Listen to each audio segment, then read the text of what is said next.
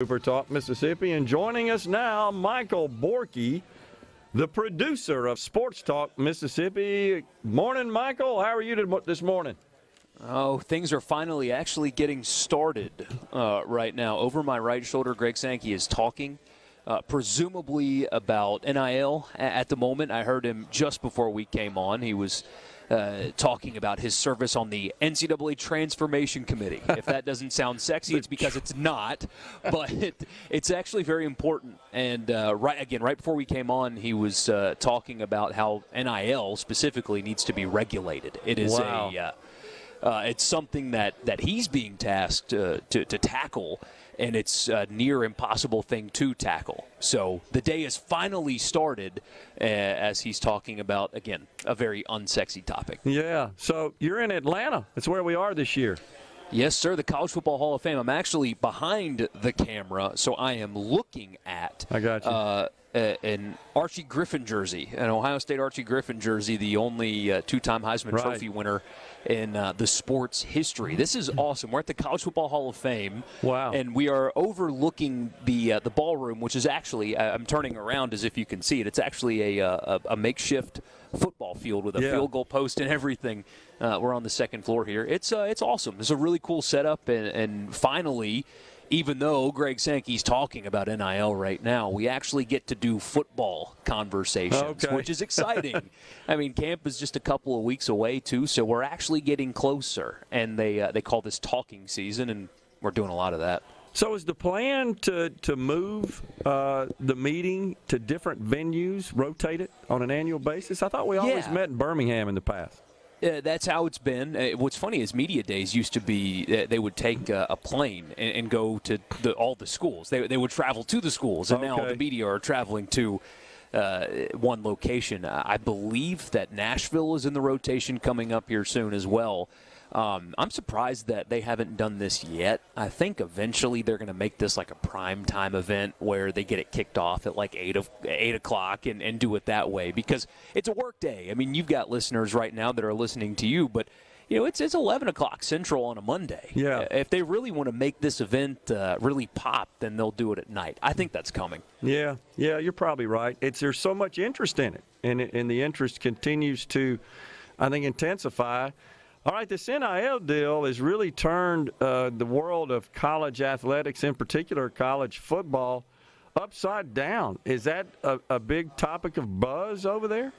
Oh, it is, especially now that the commissioner is talking about it. It's fascinating because this is a new age of college football. And what I keep telling our listeners, though, is quite frankly, your order or your position in the pecking order hasn't changed all that much, if we're being totally honest. But college football has changed rapidly for its entire history. I mean, conference realignment is not anything new. The Big East used to be a power. Now it doesn't even play football anymore. So rapid change is kind of the name of the game in this sport. But that's a big topic for sure. That and transfer portal.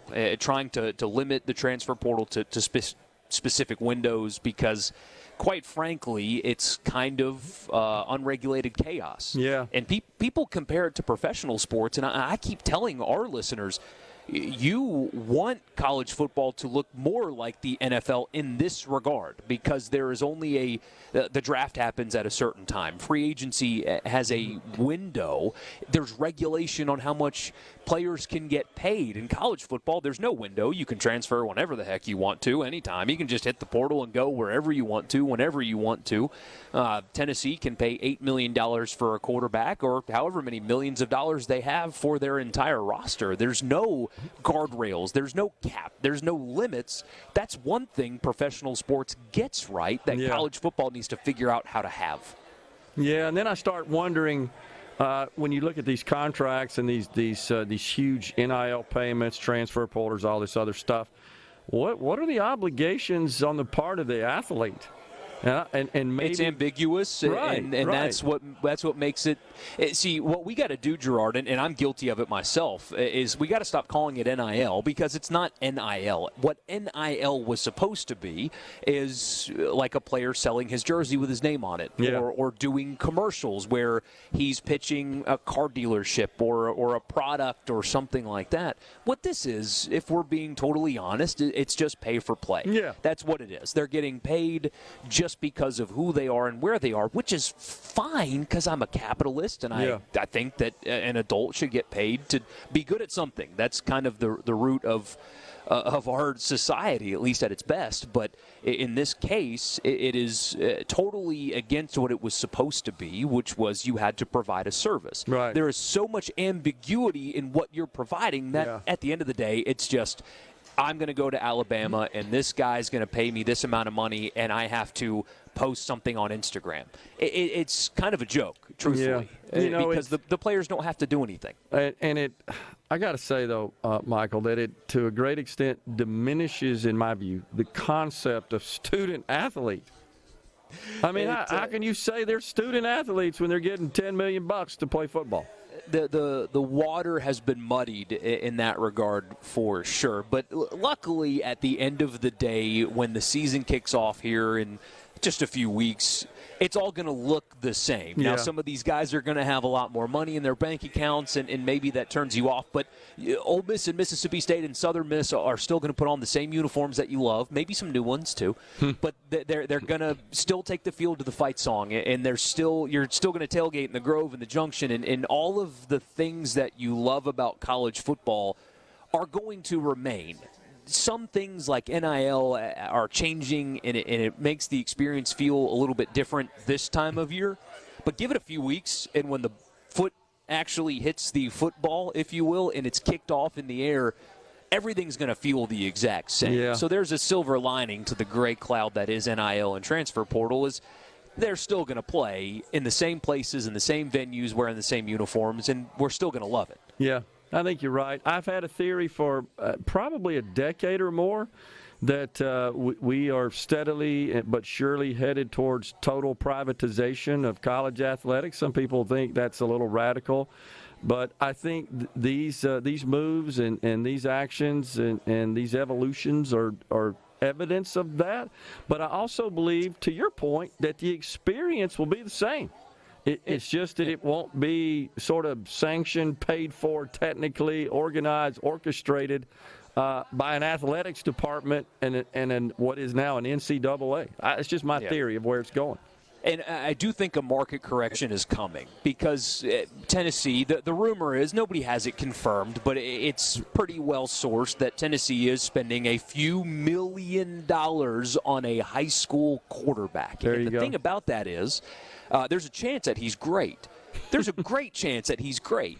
There's also an equal chance that he doesn't play much, and when he does, he's not very good. And so the next time Tennessee goes to the boosters that are funding this and say, hey, we need a few $1 million for this quarterback, they're going to say, wait a minute, I gave you a few $1 million for the last quarterback, and he stunk. I'm not doing that again. So the dollar amounts are really, really high. I think those are going to come down because you can imagine a 17-year-old kid is not a great investment. Right. And they're going to learn the hard way about that. Right. I think you're probably right about that. What's kind of amazing to me before we get done here is that this concept of paying for playing, as you indicated, that really is at its core what it is.